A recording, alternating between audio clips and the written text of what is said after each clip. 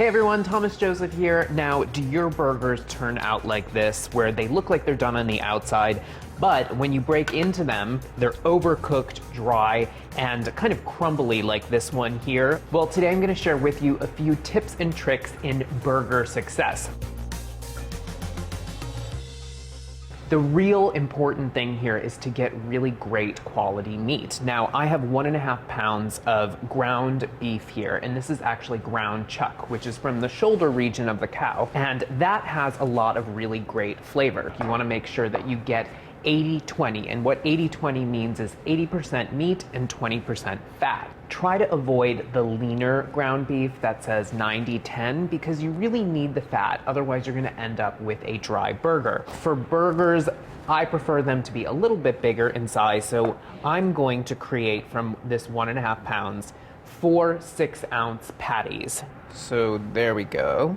That's about 6 ounces there. Now, to form your burger patties, what I like to do, I do this with meatballs, is I like to throw the meat in between my hands, handling it less and not melting the fat in the meat. So what this does is it compacts the meat together, compacts the burger so that it doesn't fall apart on the grill, and it's a lot less contact and you're not warming up the meat. So that looks pretty good. I'm gonna flatten this out into a 4-inch patty. When you're forming the patty, create a divot in the center of the burger because what happens, the meat retracts, and if you don't create this divot in the center, it's going to create a domed shape or more of a meatball shape on your grill. So make sure that you create this divot in the center. Now for seasoning, I'm using salt and pepper, very simple, but whenever you're seasoning your burgers, ground meat, don't season too far in advance because what that does, the salt, it pulls out the moisture, and you really don't want to do that. You want to have a nice moist burger.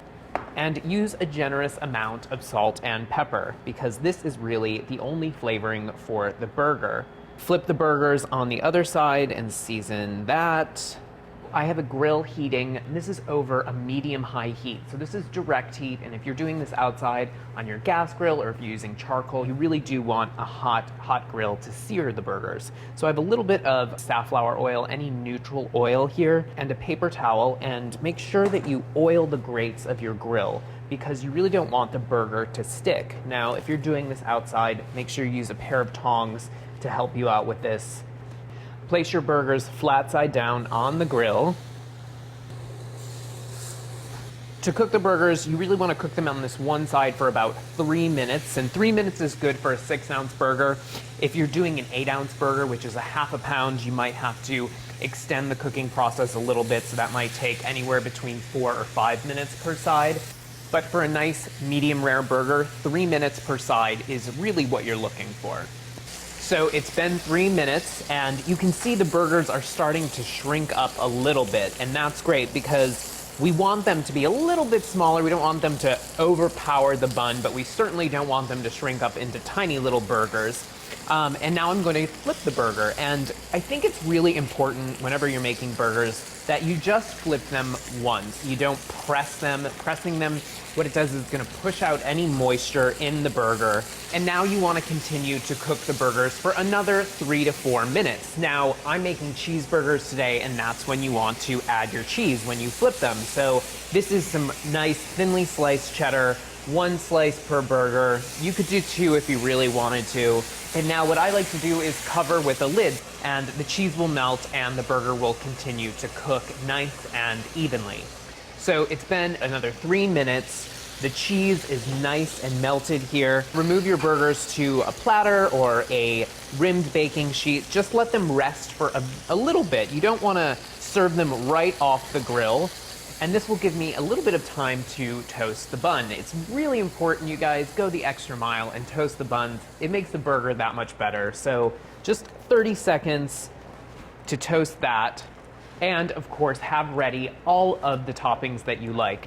30 seconds, the bun is nicely toasted. And now to stack the burger. I always like to place the patty on the bottom of the bun. A slice or 2 of tomato. 2 leaves of lettuce, and of course, mayonnaise, a nice good amount of mayo on the top of the bun. So with a burger this big, you might need to secure it with one of these wooden skewers, but there you go, guys. The tricks and tips behind perfect summertime burgers. Enjoy, guys.